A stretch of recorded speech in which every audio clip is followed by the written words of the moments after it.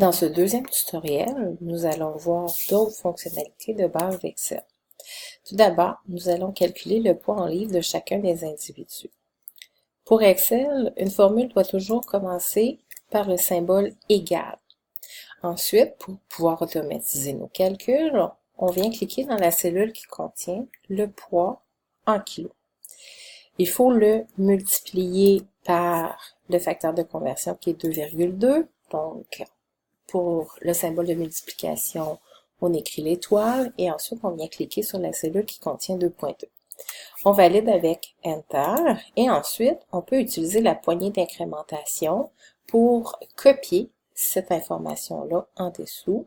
Donc, on saisit la poignée d'incrémentation, on clique, on reste cliqué et on descend vers le bas.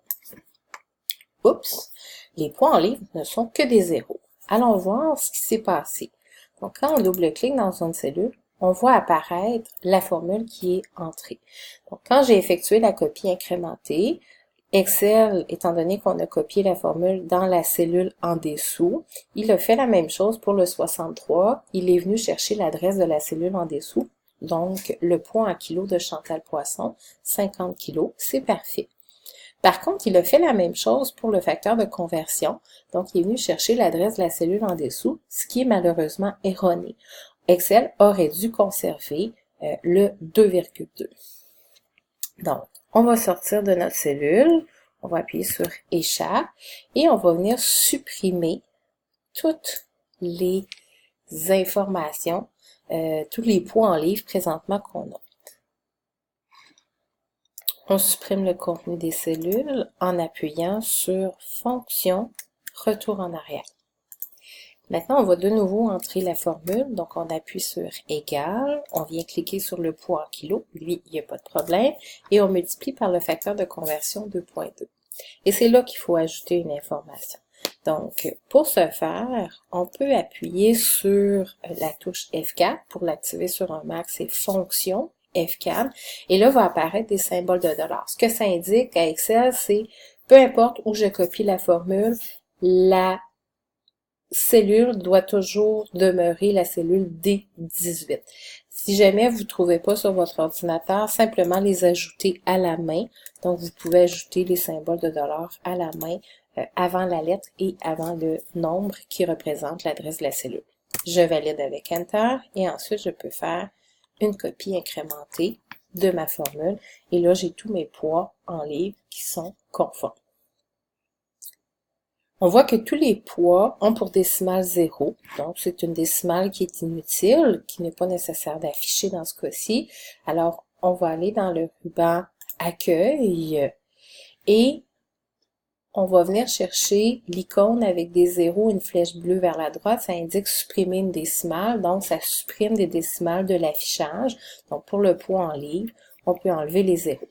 Par contre, le poids en kilos, si on double-clique sur un des poids en kilos, on voit qu'on a 62,7272. Donc, tous les individus ont un poids avec plusieurs décimales. Donc, on pourrait décider d'afficher une ou même deux décimales.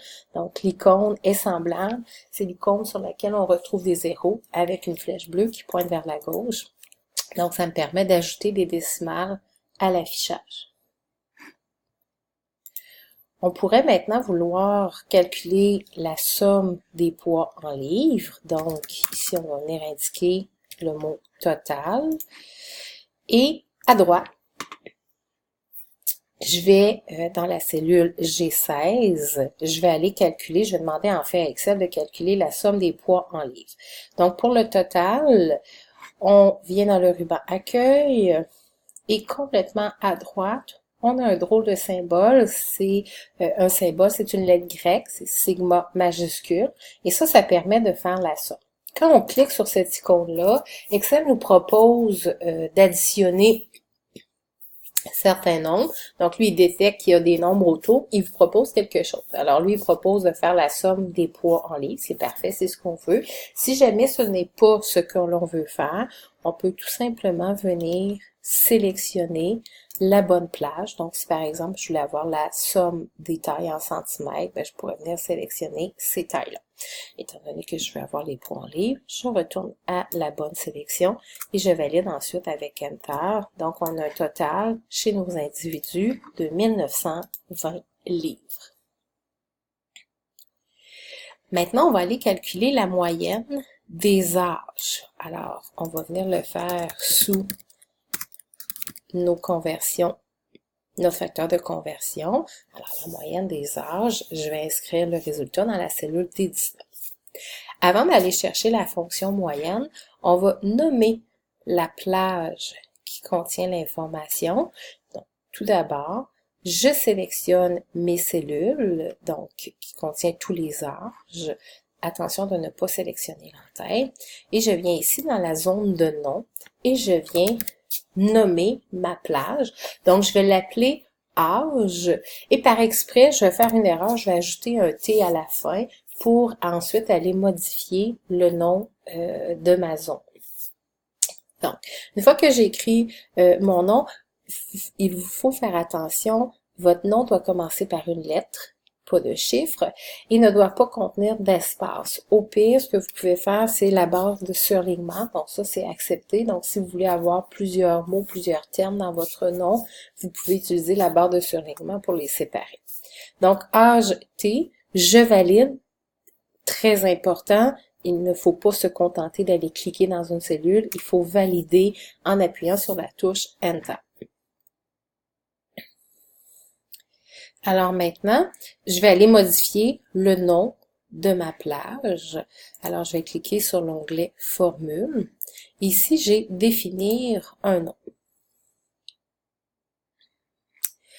Alors, le nom dans le classeur, je vais aller cliquer sur âge T. Les deux autres noms appartiennent aux feuilles là, de l'exercice sur le gala. Et je viens tout simplement effacer le T avant de valider en appuyant sur OK. J'aurais pu aussi modifier la plage des cellules. Donc, supposons si j'avais oublié de sélectionner un âge ou si j'en avais sélectionné trop, je peux appuyer sur la petite flèche rouge et là, retourner sélectionner les bonnes informations. Une fois que j'ai terminé, j'appuie sur OK et on peut voir ici, dans la zone de nom, que j'ai âge. Et quand je clique dessus, on voit que la sélection est faite. On poursuit maintenant en calculant la moyenne d'âge. Donc, pour ce faire, on retourne au ruban Accueil et on vient à l'extrême droite. On vient cliquer sur notre symbole. En fait, on vient cliquer sur la flèche à droite du symbole de sommation. La fonction moyenne y est. Par contre, moi, ce qui m'intéresse, c'est d'avoir accès à toutes les fonctions possibles. Fait que quand on clique sur Autres fonctions, vous avez à droite un générateur de code qui apparaît. Quand on descend un petit peu plus bas, on a au départ les dernières utilisées, les fonctions les plus courantes. Et quand je descends, j'ai accès à toutes les fonctions. Donc, si jamais la fonction qui m'intéresse ne se trouve pas ici à droite, ben, je peux venir chercher dans la liste. Je viens cliquer sur le mot moyenne en ce qui me concerne. Donc, je double-clique dessus et là, j'ai à insérer le nombre, c'est-à-dire à indiquer à Excel, je veux qu'il calcule la moyenne de quoi exactement. Donc, présentement, lui, il a détecté une seule cellule avec un nombre juste autour de la zone qui contiendra la réponse. Alors, je veux pas qu'il calcule la moyenne d'âge du facteur de conversion. Je viens appuyer sur la flèche rouge pour retourner à ma feuille de calcul et je viens sélectionner les âges. J'aurais pu aussi, si vous regardez, j'aurais pu simplement écrire le mot âge parce que tout à l'heure, on a nommé la plage. Et vous voyez, lorsqu'on écrit le mot âge, ben, les âges, les valeurs s'inscrivent à droite, donc on peut valider si l'information est bonne.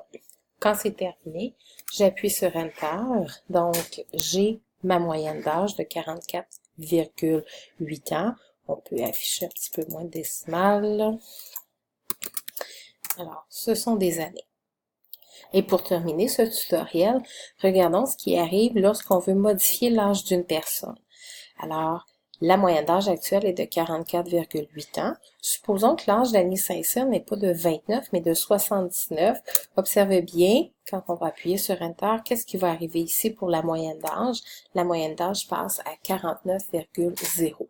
Donc, c'est l'intérêt d'utiliser avec Excel les adresses des cellules. Alors, dans les formules d'Excel, on ne fait pas référence explicitement au nombre, on fait référence au contenu de la cellule. Alors, si on modifie le contenu d'une cellule, automatiquement, tous les calculs qui utilisent le contenu de cette cellule-là seront ajustés en conséquence. Voilà ce qui termine le deuxième tutoriel pour l'introduction à Excel.